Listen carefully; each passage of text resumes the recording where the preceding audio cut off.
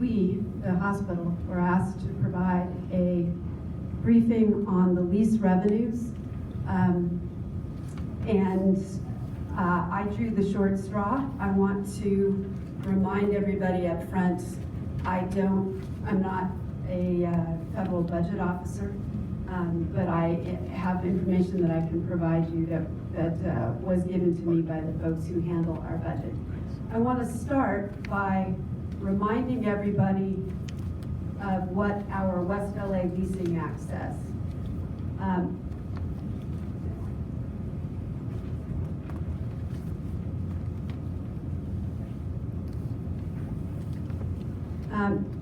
And what's coming around, there is a slide that I provided to you that has some numbers on it, but it didn't roll them up year to year.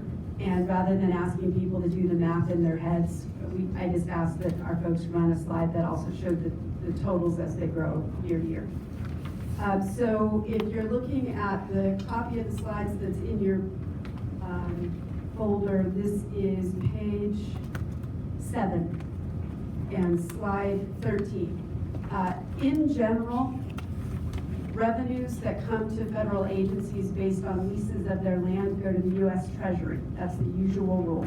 And that was the rule on this campus until the West LA Leasing Act of 2016, which has this particular provision about revenues from leases and says that those revenues stay with the campus to be used for the renovation and maintenance of the land.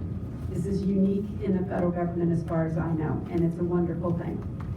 The next thing I want to point out, because it's a little bit, it's not in conflict, but it creates a little bit of tension, and I want to explain it. And that is that our West LA Leasing Act generally incorporates the enhanced use leasing authorities that already existed for VA.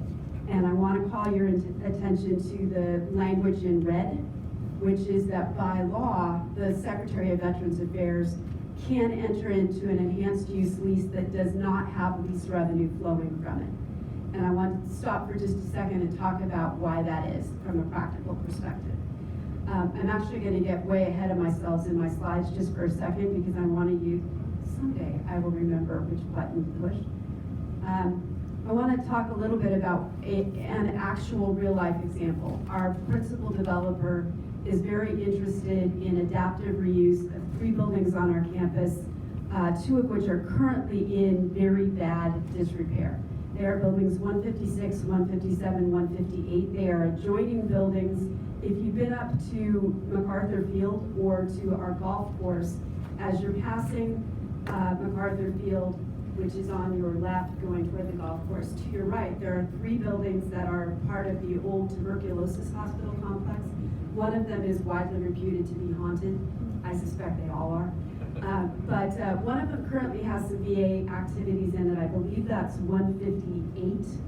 The other 2 do not, and one of them in particular, 156, is in very, very sad shape.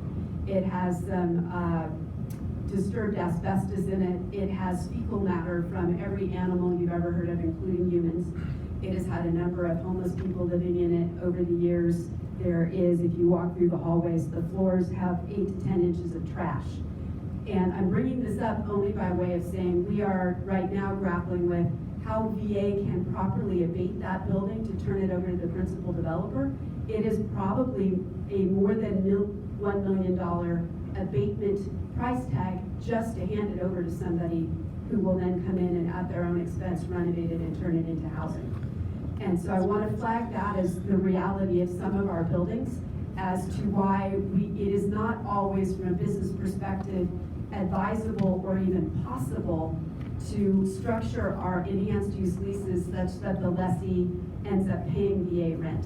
They renovate the buildings at their own expense, and their revenue stream after that comes largely from HUD-BASH vouchers and other essentially lease supplement and stipends. These are not money makers for the developer, let me just put it that way. And they're also required to provide the supportive services in the buildings. So this is not a situation where we're inviting Starbucks or trying to think about other lucrative businesses. We're not inviting a commercial enterprise in to operate a money-making activity out of these buildings. We are inviting a homeless housing developer to come in, renovate them at their own expense, and then operate housing. So, going back to the numbers, and let's actually, I'm going to pull up the slide with the numbers. Gee, help. This way. Can you find the slide with the numbers on it? But I'm going to ask, I broke it, sorry. I'm going to ask you all to look at the sheets that we just passed out because they have the annual totals that grow over time. I will point out a couple of things. First of all, there is an annual lease payment in the Brentwood School lease of $850,000. You'll see, I think there it says year 0, 2016. That lease was signed in November of 2016, which is why the full lease amount wasn't paid in that year. Same is true for UCLA. Lease was signed late in the year, so only a couple of months lease revenues came in. And then both leases, Brentwood School and UCLA, call for an adjustment of the rent up by a particular percentage. Question. Carolina, do you have a question? Okay. All right. Anyway, there is an adjustment of each school's rent every 3 years. So you'll see the numbers go up a little bit. The only enhanced use lease that is currently operating in terms of actually providing services on our campus, obviously, is Building 209. And so you'll see that it's not a large amount of rent, but there is a little bit of rent that flows out of that. I wanted to flag all of this because, of course, once the principal developer has completed its work and the renovations of Building 205 and 208 have been completed and new construction goes in on MacArthur Field, we will have a lot more enhanced use leases. But, and I was actually hoping that Paul McPherson could be here while I was doing this presentation, but since I went an hour early, he's not. It depends on the particulars of each building, exactly how those leases are structured. And so I will tell you, it's a pretty good bet that at least some of them will not have monetary consideration flowing from them because of the cost of renovating the building. And the fact that even over a 75-year lease term, the developer will have a hard time actually recouping costs to the point that it would make sense financially for them to be paying VA rent. So these are not big money makers. Enhanced use leases are not. But these are. Brentwood School and UCLA are not enhanced use leases. No, Those I know, are just leases. But those are. So we're talking about two things. And I want to, but most of the activity on our campus will be enhanced use leases to build housing. We will not, while I'm in charge of anything, have leases like the Brentwood School and UCLA that produce a lot of revenue because our West LA Leasing Act says that the production of revenue standing alone does not make something principally benefit veterans. So that is actually discouraged under the law. So just to clarify a point I think that you're making very important is the enhanced use leases are one thing, and a separate category as you described the three categories yesterday. There's what we call the service leases, Right. which is the other one. The small ones. This, we have heard a lot from public comment about specifically Brentwood and UCLA. Both of which are And- service leases, right? Right. So you are just showing us here, which I think is very important, this projection of 10-year. The issue of in-kind came up yesterday Right. too.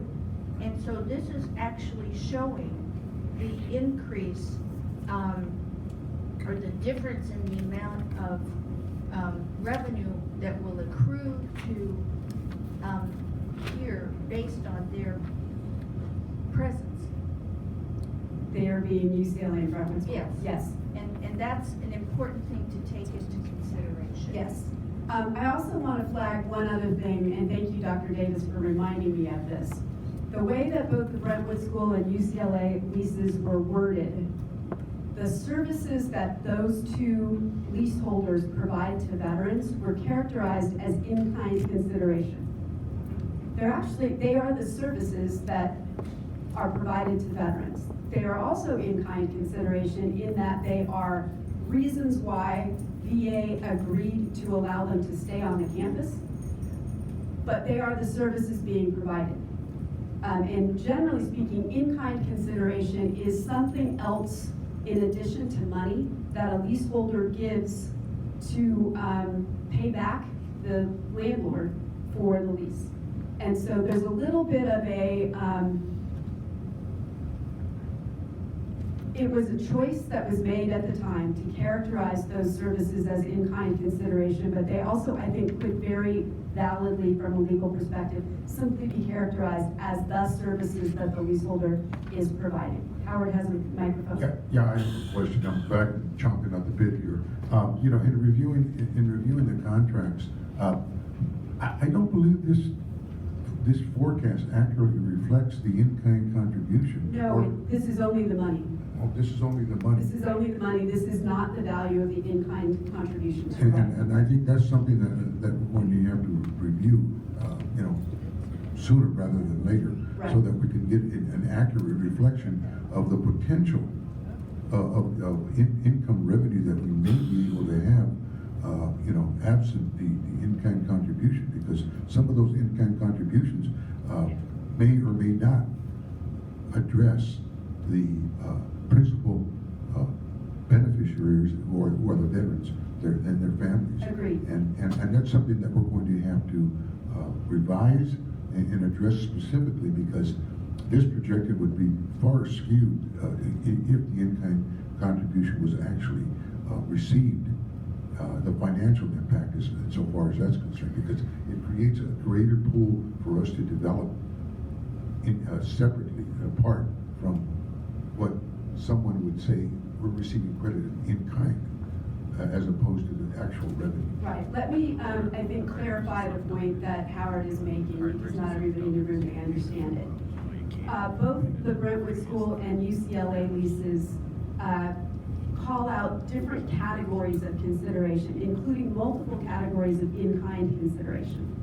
The Brentwood School in-kind consideration includes services provided directly to veterans, but also includes an accounting for the money that Brentwood School pays to keep up the facility that Brentwood School and VA jointly use. And so an argument could be made that if that had been negotiated differently, that money should have been flowing in terms of rent to VA rather than an accounting for the cost to Brentwood School of keeping up the facility. I think that's the point that Howard's trying to make, and that's true. What I was asked to speak to today, and the reason that these numbers don't include the value of the in-kind consideration, is that I was asked to talk about lease revenue.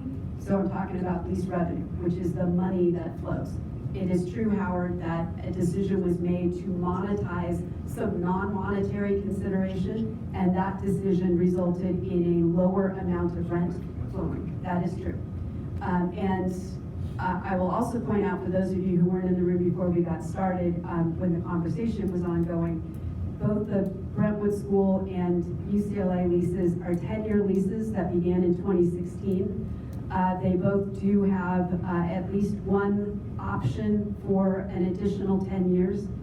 I think it's an open legal question whether there is an opportunity, a real opportunity, to renegotiate the terms at this point or at any point prior to the termination of those leases. So I'm just going to park that thought there.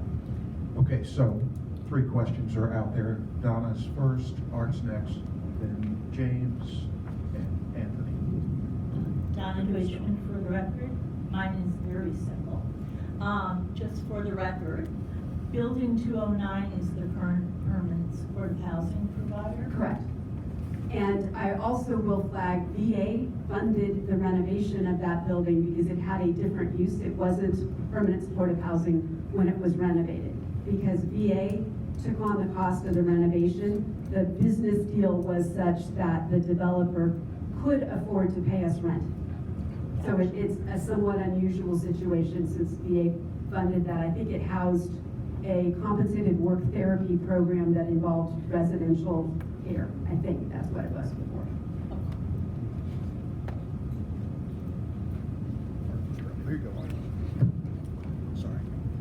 I guess I'm kind of struck by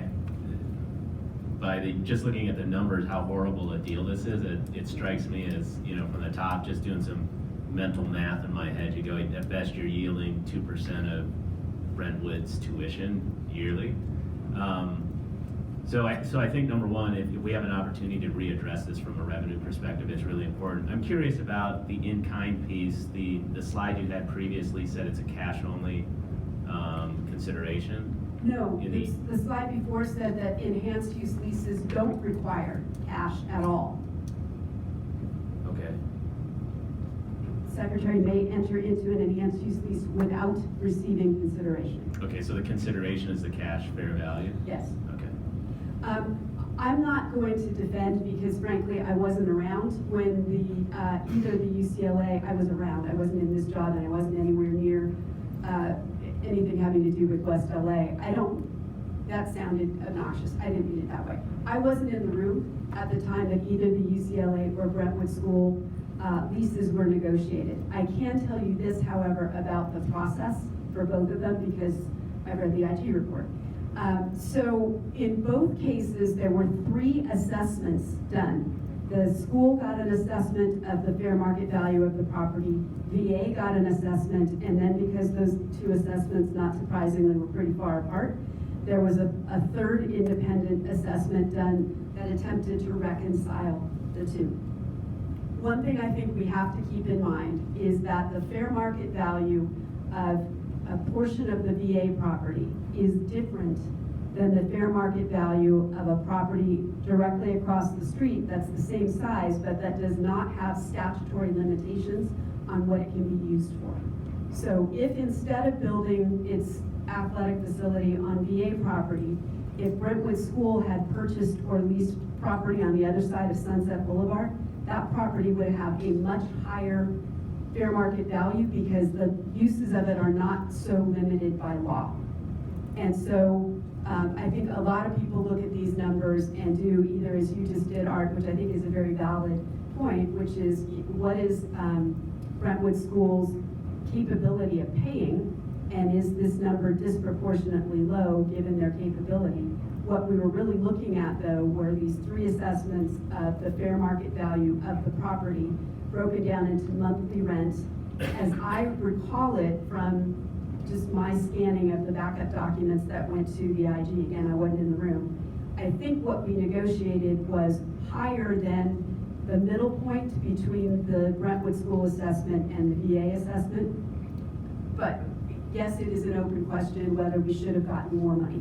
Yeah, and let's control what we can control, which is moving forward. We can't, reel back the law on that. But I think for the broader group, what I'm getting out of this is you can't rely on the current tenants to generate meaningful revenue, for the things that we have to do. We've had this discussion a couple of times, I think, on some of the phone calls, is I think as a body, we really have to be able to make recommendations on how to be creative from a standpoint of finance. I mean, cash is super cheap right now. We've got all of these tax incentives for large corporations, et cetera. Triple P, public, private partnerships are on the map throughout LA with our government leadership, and we haven't addressed those, to the point that the chairman talked about earlier. If we don't, I think tactical recommendations put together become very, very strategic, and I think finance has to be one of the recommendations, and it has to be something that we drive towards, because if we play by the rules that are in place, we'll never get anywhere. We have to have valid recommendations on how to break some of these handcuffs that the VA is facing, that guide the inability now to enhance the land that we've been chartered to make sure is serving people better. So, as a recommendation and for the record, I believe we have to have a very savvy finance element in this next appointment in order to move forward.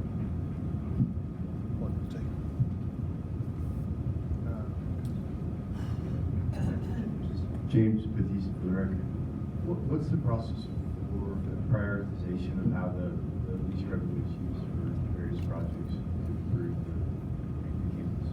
That's a very good question. So we have a subcommittee of the IPT that has looked at exactly that question, and our decision rubric is roughly the following. What do we know about what veterans want and need? What can't be paid for is just Guy? I'm done. What can't be paid for out of appropriated funds or through other available means? So what is most necessary and what can't be funded any other way is basically what we're looking at. We are also, frankly, have been in a little bit of a holding pattern, waiting to see what the principal developer was proposing for where, because it wouldn't make a lot of sense to sink a lot of cash into renovating something that the principal developer then says, I'm going to tear that up and do something different there. But we're, at this point, fairly certain what's going to go where, so that limitation has gone away. I do then, thank you for that prompt. I want to move on to my next slide and talk about one of the things that we're proposing to do, unless other people want to ask questions first.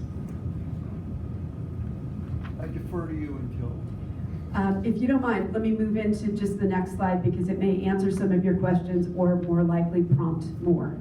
Can we move on to this one?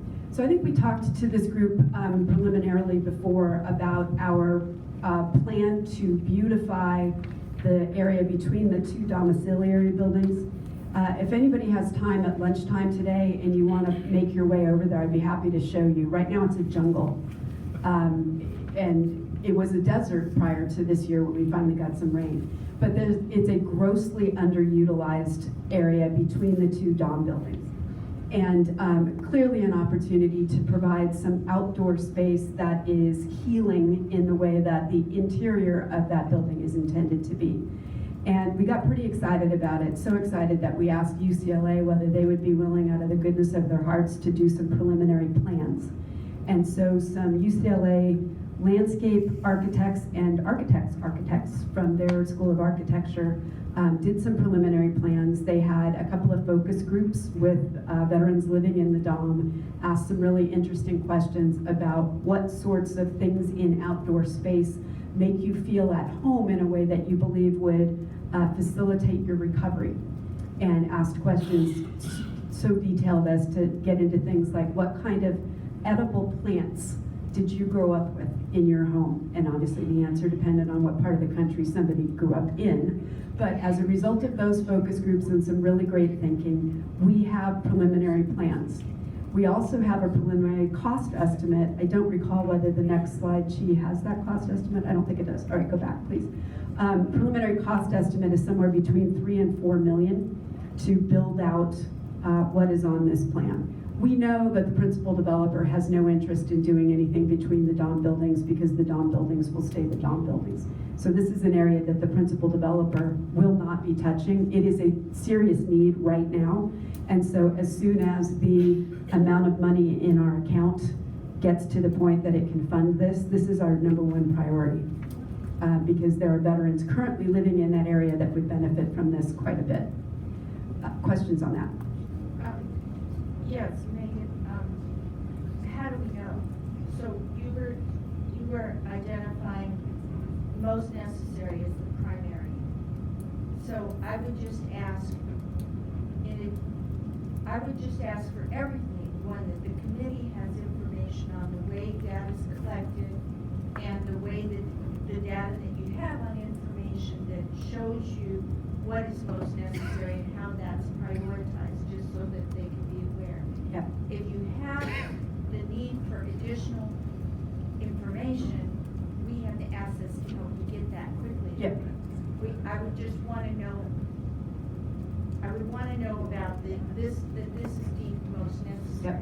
Yep. Going back to the pricing issue very quickly, is because we have heard so many questions about the in-kind contributions from Brentwood and from UCLA, and we've had testimony or presentations from both of those entities on the numbers served and the projections of costs per, that let's make sure that the committee continues to have that kind of information and have it validated so that we can see ideally that the numbers of use by veterans and their families is in fact increasing, and that we're getting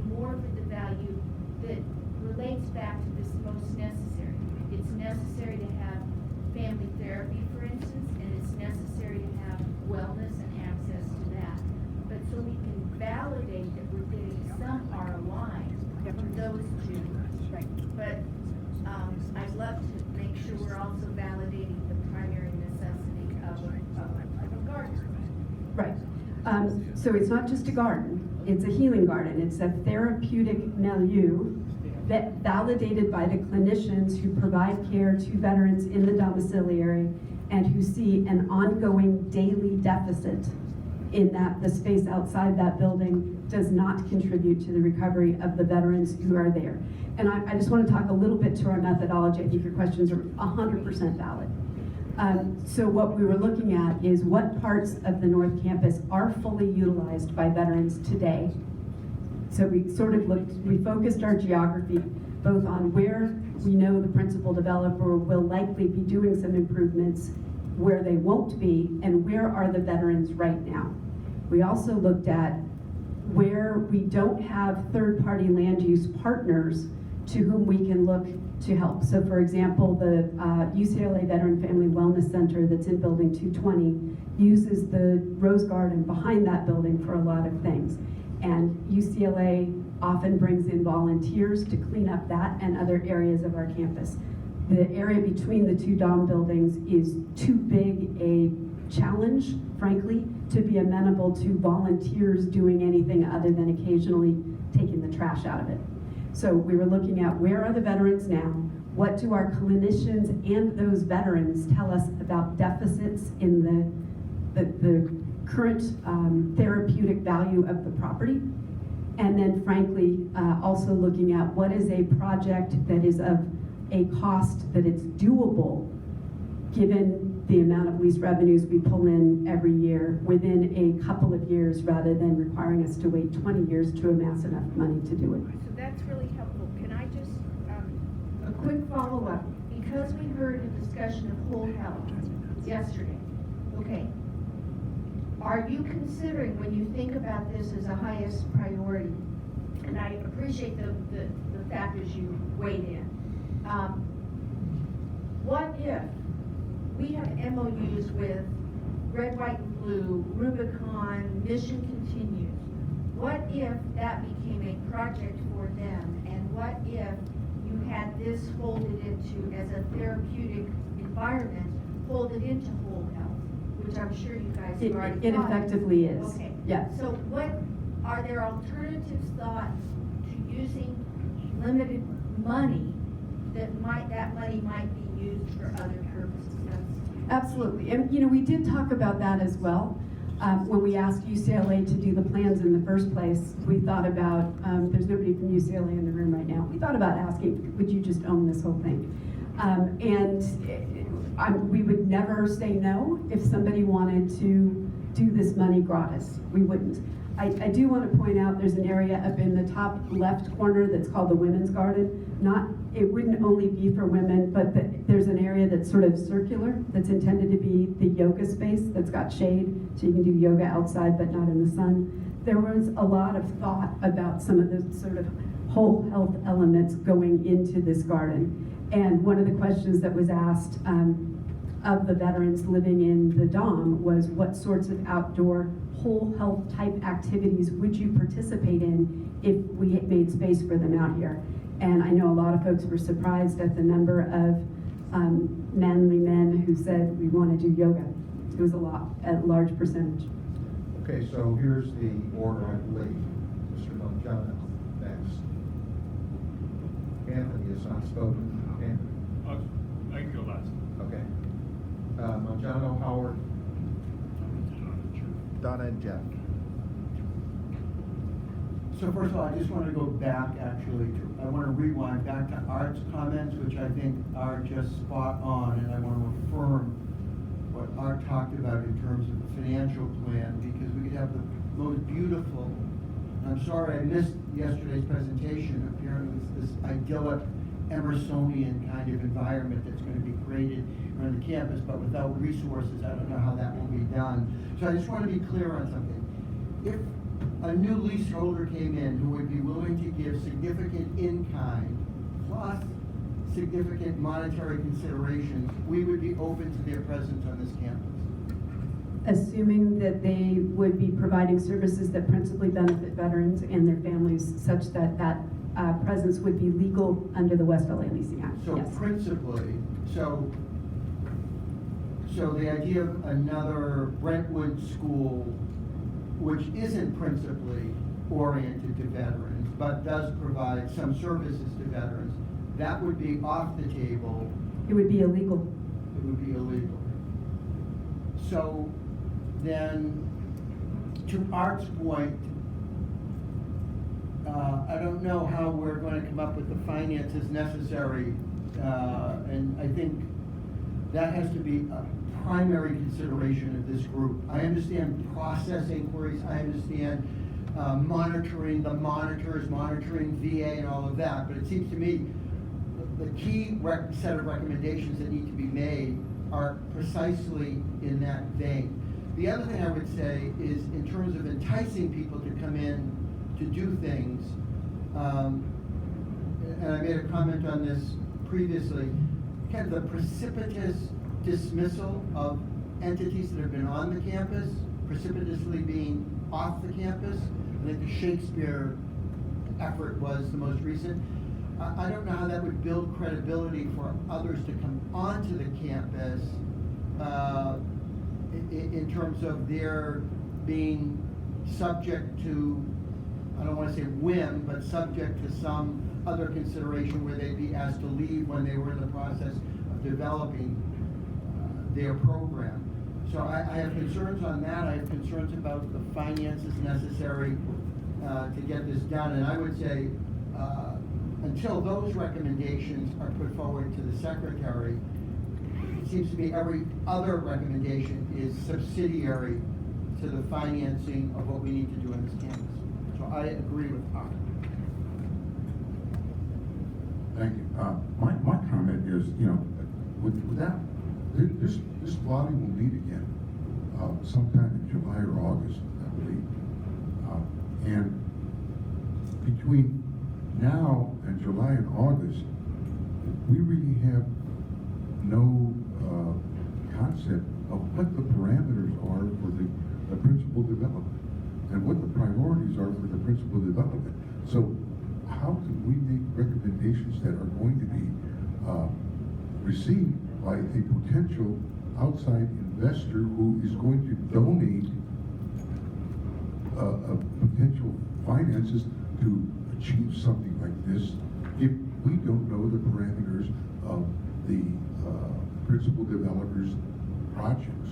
And so my concern is, it's difficult for me to prioritize anything if I don't know what I'm working with. And insofar as revenues are concerned, we have projected revenues. We don't have a balance sheet. So, what are we working with right now? Yeah, How much do we haven't spent any of the money, so all of Yeah. the numbers you saw are what's in the account. But those are projections. Yeah. And it's just, we have a lot of unknowns that we're working with.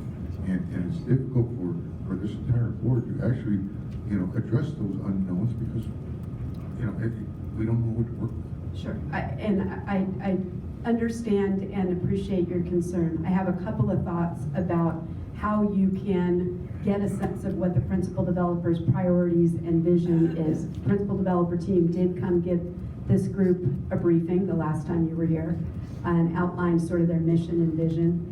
The RFP itself that went out to which the various teams, including the one that was selected, responded, also provides some level of detail. And as soon as the record of decision has been issued and it is no longer premature to share the principal developer's community plan and vision, the day we can do that, I promise you we will. But I do hear your concern, and it's valid. It's simply an issue of, we've got a process that needs to be completed before we can share information publicly. And unfortunately, the nature of the FACA rules make our sharing it with this group, sharing it publicly. Okay, Donna and then Jeff. Donna Deutschman for the record.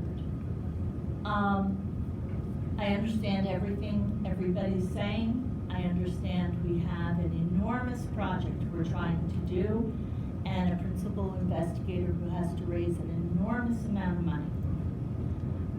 As somebody who builds neighborhoods for veterans and who has done over 15 years research on the subject, I also understand that we have veterans who are currently living on campus and who have limited outdoor space, and depressing outdoor space, and that that Megan has gone to the trouble of asking the actual veterans living in those facilities and their caregivers. But I can back that up with the fact that there is a wealth of research literature on the importance of gardens and actually gardening, which was going to be my question, whether there would be some raised gardens and some gardening work they could do. Bonsai bushes is also a wonderful therapeutic tool. Peace gardens, like the women's garden Megan has created. There's just a wealth of information and research about the importance of this kind of facility to veterans and the healing powers of it. So I want to applaud you, and I think for this small amount of money that's basically almost in the coffers, this is a good, a pure good that we can do for veterans who are living here now, and so I'm really impressed.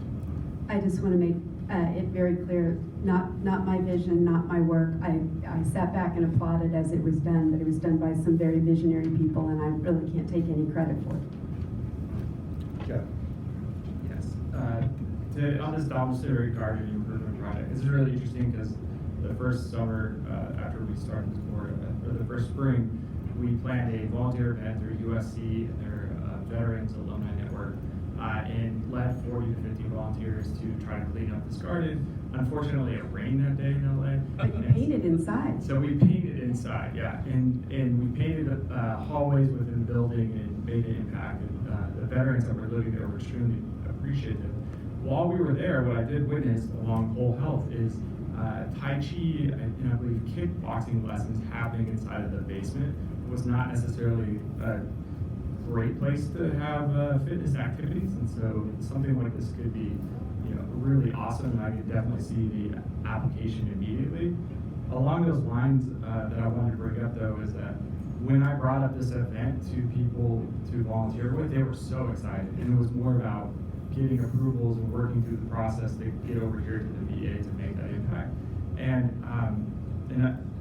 we so often, because we're directly next door to UCLA and they're on this campus, hear about UCLA. I want us to broaden our thought process because Los Angeles is full of world-class universities, including one that is in the press for bad press right now, but that's okay.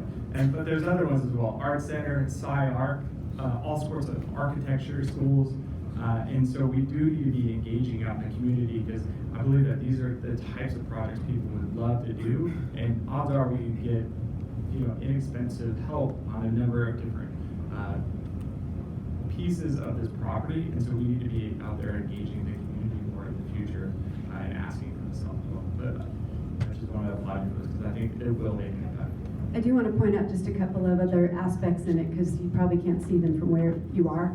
So we did talk about other outdoor activities that veterans living in the Dom would like to see. So we have a half-court basketball court, we have a horseshoe pit. Also, the veterans who go through the program there and graduate and get to leave go through a graduation ceremony that right now is held in a not very attractive place. So we have included in the plan an amphitheater where those graduations can take on a more appropriate setting that really applauds the efforts of these veterans to get down the road toward recovery. I think Anthony's next. Anthony Allman for the record. I think one of the reasons that we had to call this session was to figure out whether or not money in the lease revenue account could accrue interest. Were you able to get any answers on that? Money in the federal government generally is actually held by the U.S. Treasury. We don't have the option of pulling it out of the Treasury and finding the bank that is currently paying the highest level of interest. If we could, we would, but we don't. Couple of follow-up questions. At any point in time, could the principal developer request finances from this account? No. And the other question I had is you mentioned that the garden, which I could see the therapeutic value in, is the top priority. What would be number 2, 3, 4, 5? Is there a list? There is a list, and the good news is for many of the items on the list, we were able to identify other funding streams that could support them. For example, there's a number of places on the North Campus where the sidewalks have fallen into disrepair and they're difficult to navigate, particularly if you're in a wheelchair.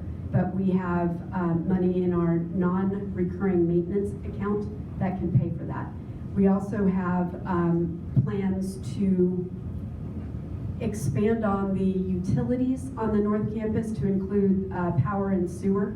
And we were concerned that perhaps we would need to dip into the lease revenue fund to do that work, but we've now found other means of paying for it. So the good news is, although we had a list of 5 or 6, I think we've found alternative funding streams for all of the others. I do want to flag one additional thing for this group, and that is in so many aspects of the work that we're doing here, we're in a damned if we do, damned if we don't situation. And so we had to answer some fairly hard questioning by the IG as to why we hadn't spent this money yet. And then we come here and present on an idea and have hard questions, as they should be, about why this. So, you know, we're trying to do the right thing for veterans. We do have the legal authority to use the money, therefore the expectation that we will, and that we won't sit on it for 20 years while it grows big enough to do something big. So just want to sort of frame that. The last comment I wanted to make is if we look at the summary 2019, we're looking at aggregated total almost 4 million, 3.8 million. Right. And at the last meeting, we heard that, you know, VA doesn't really have the money in terms of additional costs for Jewish war veterans to meet on a quarterly basis. You know, the $30 or $40 or $50 it takes for the maintenance costs, I would hope that either it comes out of the general donation authority that we heard about a couple weeks ago, or possibly the lease revenue account. I mean, I understand that this is a big, you know, big project and it needs to get done, but I also think, you know, that this lease revenue account could be used to foster those meetings on campus that Yeah. also have a direct benefit to the well-being. Let me speak to that in 2 ways. Number one, I believe that the community space that the principal developer envisions for the North Campus will be more than ample to provide a space for any VSO or other group that is serving veterans to meet. So that will take care of itself. Second, the cost and burden associated with VSOs holding their post meetings on this campus largely went to overtime for police. We cannot use the lease revenue account to augment the payroll costs for folks working in this hospital. That would be an improper use of that fund. Your point is very well taken, but it's a color of money issue. Somebody else? Yeah, just one, John Hopper, just one other question. So the missing piece for me is, two missing pieces. The $3 million was the cost to do this, to do the park project. And then the upkeep, the routine maintenance associated with it, that comes from? The groundskeeping staff for the VA. Okay. so Once that- it's in, and a lot of this, by the way, is hardscape. That's a big part of the expense. It's not just plants, it's hardscape. Okay, so the maintenance of it is covered by the VA? Yes, sir. Okay. And then the second is, how does this fit holistically within the development of the campus? Will there be other projects like this? Is the intent for them to be paid for in the same manner? The principal developer's community plan, which again is very preliminary, does include a number of open spaces and gardens that are similar to this. Exactly how those will be paid for remains a bit of an open question. And, you know, whether the principal developer is willing and able to include funding those as it is building out. So for example, if one of the gardens that they were envisioning is between 2 buildings that they will be leasing and developing under the enhanced use lease program, I could see them including funding for the beautification of the space between those buildings. The question is, what happens if the space that they've targeted for some sort of a healing garden is adjacent to a building that VA will retain? That gets a little bit dicier. How does the principal developer use its funding to beautify an area that is not adjacent to buildings it's got a leasehold on? And we'll figure all that out in the fullness of time, but I'm just flagging that right now it kind of depends on where it is. This will all frankly be clearer to you all the minute we're able to put the community plan in front of you and you can sort of see what is envisioned to go where. And as I said, I really look forward to the day we can do that. I've lost the order here, so Howard. Art, thank you. Yeah, thanks, Art Delegate for the record. I guess I'm a little confused, having read the RFQ that led to the principal developer selection. Is this in scope? No, this is not part of the principal developer's work at all. Okay, That's so- the point. So that's not in scope? No. Now, some of these things you talked about where, you know, the community piece, I didn't recognize that being in scope either, based on the RFQ. The RFQ talks about integrating the various buildings that all will be delivered as housing. And part of integrating them is tying them together with landscape. So, but from the, and again, I'm allying with you here, I think. From the standpoint of making a recommendation to ensure we're achieving well-being through community, my assessment, based on, and I've read that thing a million times, is that that is not in scope for the principal developer. You know, the responsibility to go, all of the discussions we've had, the streets need to be this way, we need to have walking, we need a playground next to where we're gonna house female, you know, homeless veterans with family.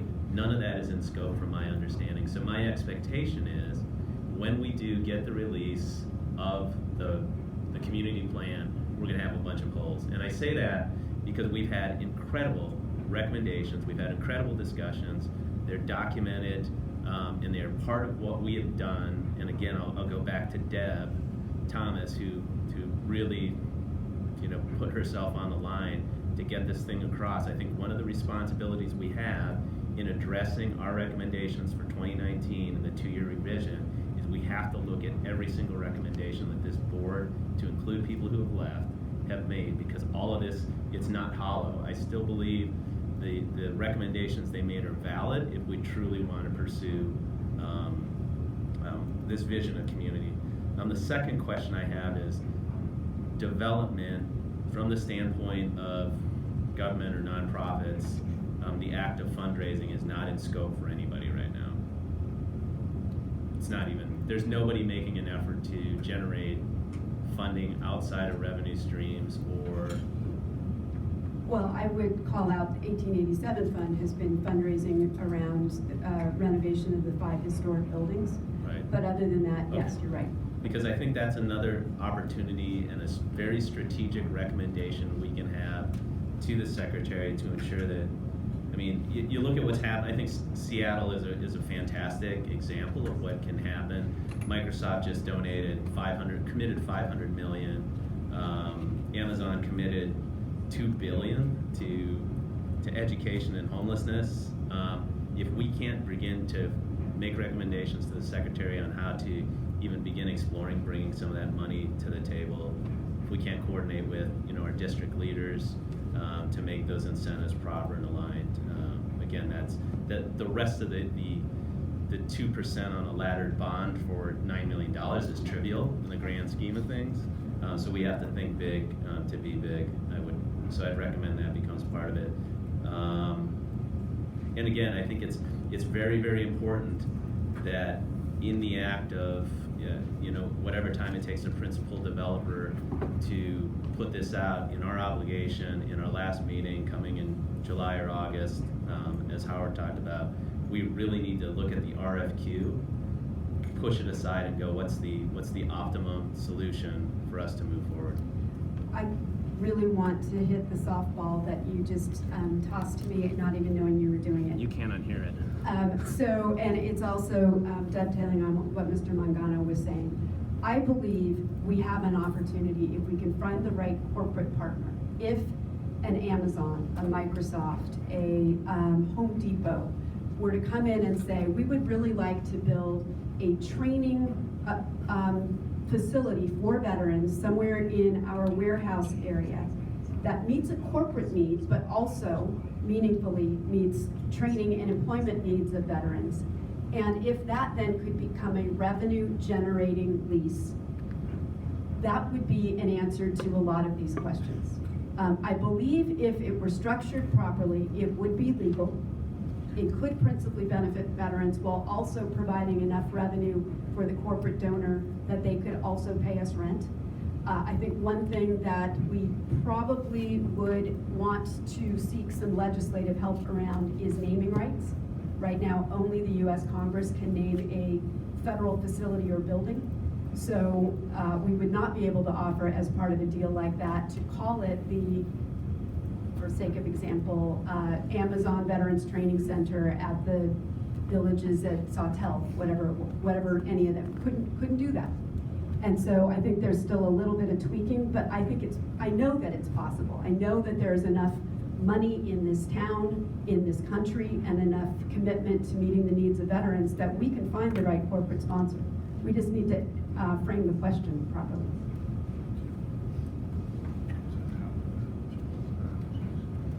Let's do Jeff. I'll take your next. To reinforce Art's point and build off of your comments, Megan, and this is the conversation that's been going on for a while.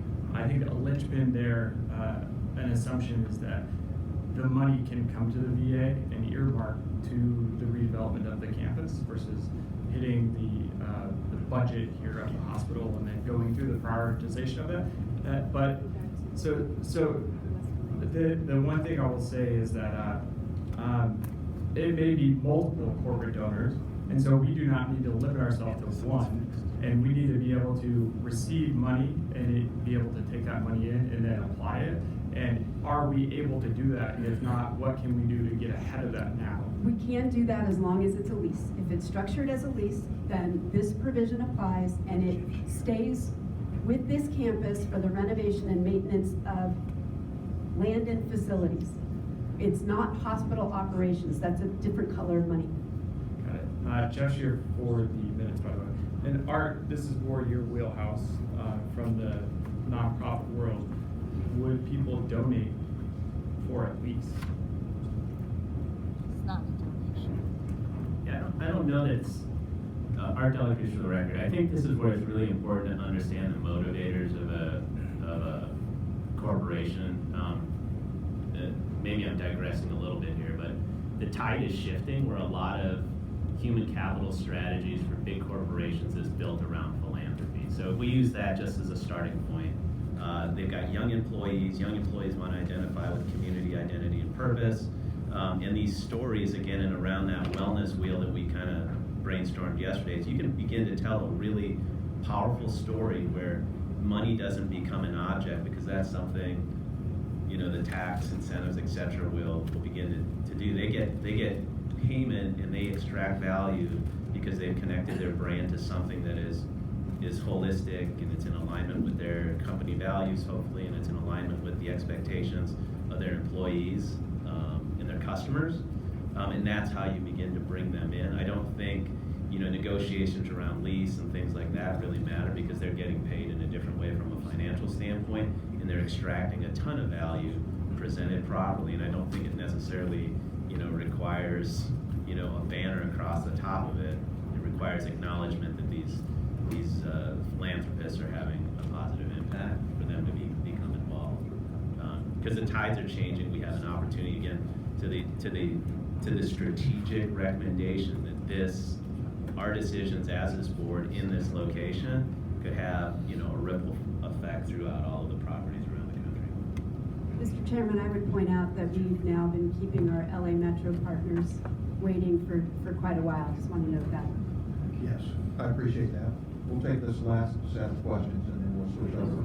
Yeah. Going with Howard, Philip, Don. Howard Hernandez. No, I know we addressed this point yesterday, but insofar as the Chipin Act, once again, it's due to sunset here either in May or June.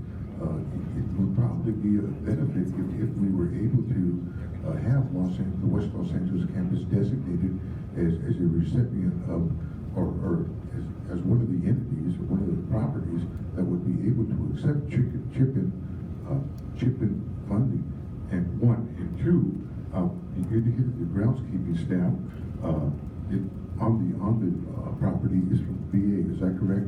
Correct. Okay, now, how does that groundskeeping crew, how does that fit into the strategic capital investment plan? It That doesn't. projected? It does not? It doesn't. The Because- groundskeeping crew are people who work for the hospital who take care of the campus. The strategic capital investment plan is the way that VA prioritizes money for major construction. They're two different things.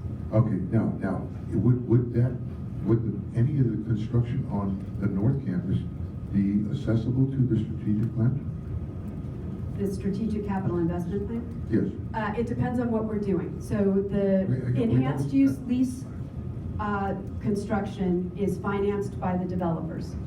The strategic capital investment plan tracks major construction projects that VA funds using appropriated funding. So the major construction of the new hospital, for example, on the South Campus, is something that you'll see in the strategic capital investment plan. But there is a separation in as far as the. It depends on what- Hospital and the north property, the campus property. Wilshire Boulevard isn't the divider. If we had, for whatever reason, decided that the best place to build the replacement hospital was on the North Campus, if it's being paid for out of VA appropriated funds, it's in the strategic capital investment plan. If it's being paid for by a developer because it's an enhanced use lease, then it's not appropriated funds and it's not in the SCIP. Yeah, that's a given, but what I'm saying is, if any of these funds on this, or the strategic capital investment planning are actually, are any of them utilized for the North Campus? Would they be We don't utilized? currently have any VA appropriated funded construction plans for the North Campus. We do have, I take that back. I'm gonna complicate things. I mean, it's gonna be a confusing answer, but bear with me for a second. We do have in the SCIP the replacement of the hospital kitchen, which is building 300, which happens to be about 1.5 miles north of us. We're replacing it on the South Campus. So that's a North Campus building being replaced on the South Campus using VA funds, therefore it's in the SCIP. I warned you, I would confuse you, but it's true. Well, no, I was just reviewing this the other night, and it appears that there are a substantial amount of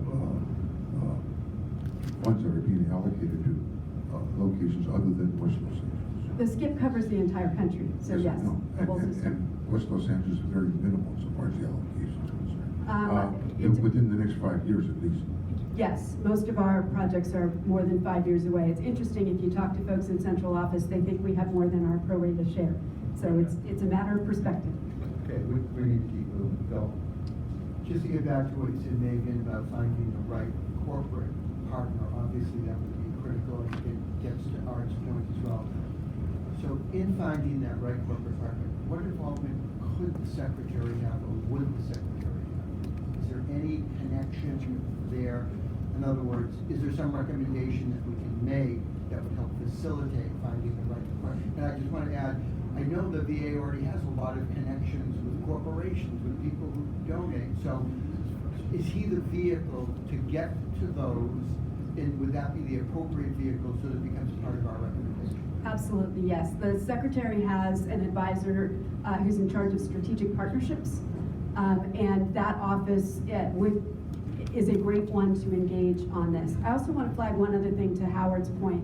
As we learned from the folks who came and gave the presentation during your last meeting about the Chipin Act, it is by no means the only mechanism that VA can use to accept donations, including donations of construction. So its sunsetting, frankly, doesn't prohibit us from accepting the right kind of donation on this campus. It's a means, but it's not the only means. And in fact, it has some restrictions on it in that Chipin Act projects have to also include appropriated funds, and whereas under the general donation authority, a partner could do the whole thing. Okay, Don, last question. Yes, I just wanted to make a point of clarity. I think that when Art was speaking, Art is speaking about nonprofit donations, and you're speaking about leases, which are not tax deductible. So again, it goes back to the question, is there a way to create a system that you can receive tax deductible donations? Yes, under the Secretary's general authority to receive donations, yes. Brad? One final comment. With regard to the data and the question of prioritizing and knowing the needs of veterans, again, I've just pledged so that the committee can hear it, that we have available processes and capabilities, et cetera, to support you. As we're going to be supporting the new website to make sure it's broadly disseminated in other ways. And regarding strategic partnerships, neither Megan nor I can unhear, so I will be speaking with the Office of Strategic Partnerships in collaboration with Megan, as well as the Office of the MOUs that exist with our VSOs and others for offices. But in the meantime, it would not hurt to have a recommendation that broadly addressed the intent of the committee to want the secretary to encourage, reinforce the secretary's use of all assets under his office, including things that might focus on strategic partnerships, collaboration with public sector and nonprofits in support of the campus development efforts and addressing funding. Okay, Thank Megan. you. Megan, thank you very much.